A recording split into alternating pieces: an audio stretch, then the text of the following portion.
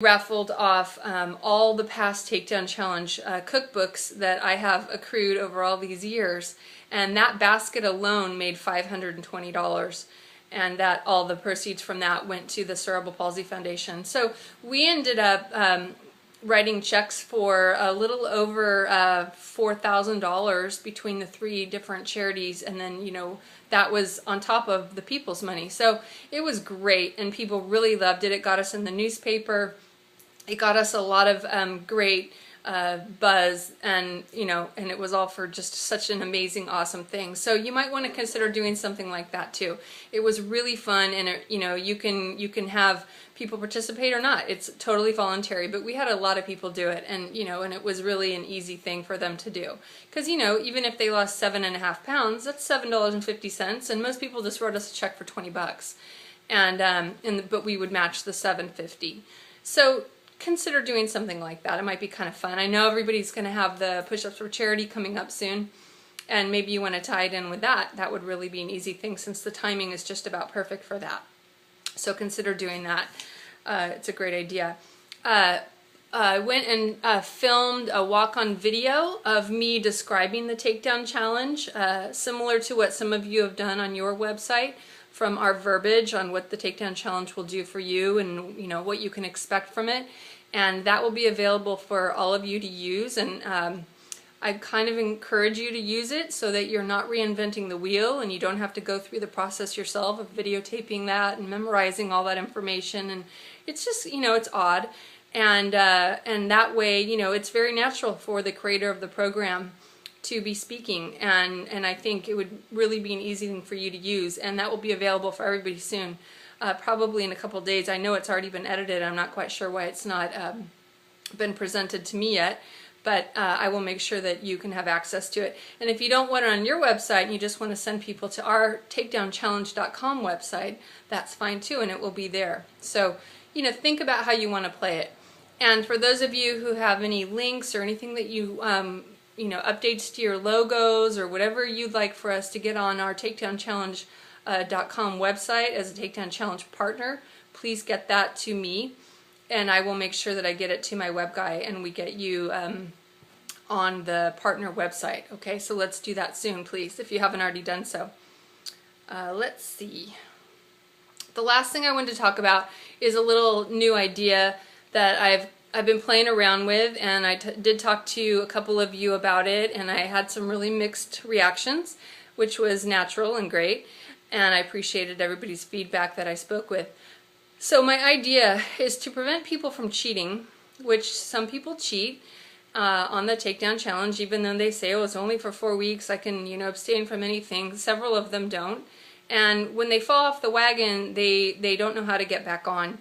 So I've come up with this idea on giving them the tools on having a little bit of a cheat and realizing that it's not the end of the earth, and that it actually won't set them back too far or at all. So I think it's a valuable lesson, and I also think that it needs to be earned. So what it's going to look like is there will be, we're going to call it like a 90-10 indulgence. And what that means is if they're eating 4 meals a day, 7 days a week, that's 28 meals a week, right? And we're going to multiply that by 0.10, so that gives us 2.8 meals, or 3 meals a week. That's their 10%, that they can have a small indulgence. And we'll give them examples of what an indulgence looks like, including there might even be a few recipes that you can maybe email out, or however you want to play this is fine with me. If you don't even want to do it at all, that's fine with me too. But I'll give you the ideas and the tools. So in our group, I think what we're going to do is explain to them that they can't have this indulgence until they've reached 5% weight loss. Not body fat percentage loss, but weight loss. And some people might never reach that, and some people might reach that at the end of the Takedown Challenge, which is just great, because that's the perfect time for them to be able to introduce this indulgence. Now, an indulgence might mean with your dinner 3 different nights in the week, you can have a 4-ounce glass of wine, or you can have a slice of cheesecake, or something that perhaps you've been missing. It doesn't mean it's an excuse to go have a pizza or a big old nasty cheeseburger or something like that. It's an indulgence. It's a small treat because you've earned it. You've done really, really well all week long, and you're planning your indulgence and you're enjoying it. It's not just something that you just did. Oops, darn, I didn't mean to do that. Shoot, I set myself back. Oh, well, I might as well blow it for the rest of the day. You're going to have a great day, look forward to it that night, and you're going to learn what a real indulgence looks like. So I think there's a great opportunity here.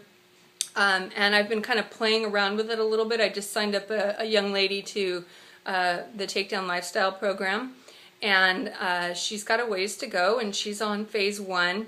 And I told her, I said, you know, once you graduate out of this program onto our phase 2, we're going to be doing this. And so I told her about the 90-10, and that was great incentive for her. She was really excited about the opportunity that she's going to get to enjoy, you know, a slice of cake or whatever she likes coming up soon, and it will be legal. It will be something that she's allowed to do on her eating program. So there's a lot of power in that, and so I'm playing with it still, but I wanted you to think about it a little bit ahead of time so you can decide if you want to play around with it. Maybe talk to your staff and see what they think. You know, if you've already done the Takedown Challenge either personally or through your gyms, you might want to have a little bit of conversation with the people who have helped you run that and see what they think.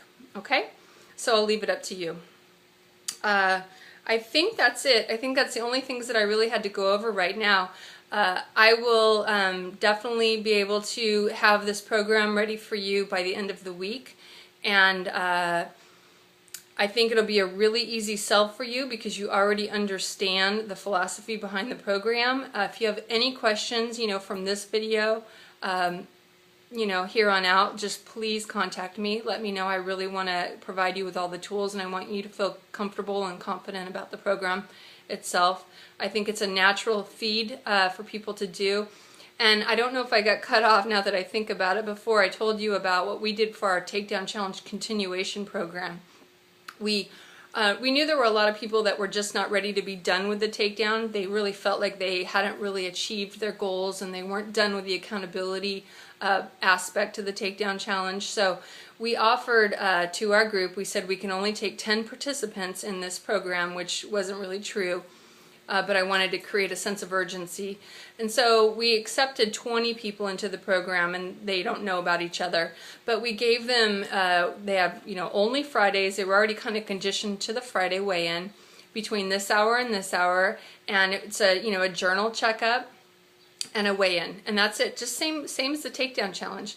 The only difference is that their starting measurements were what they ended up from the winter Takedown Challenge, and then midway we redid their measurements again, and because that put them on to their next stage of the Takedown Challenge, you know, the one where I gave them choice for 2 to 3 weeks, and then they moved on to the new program. So at that point we moved them on to their new path, and then we will redo their measurements again at the end. So the 8-week program, they're getting measured and weighed twice.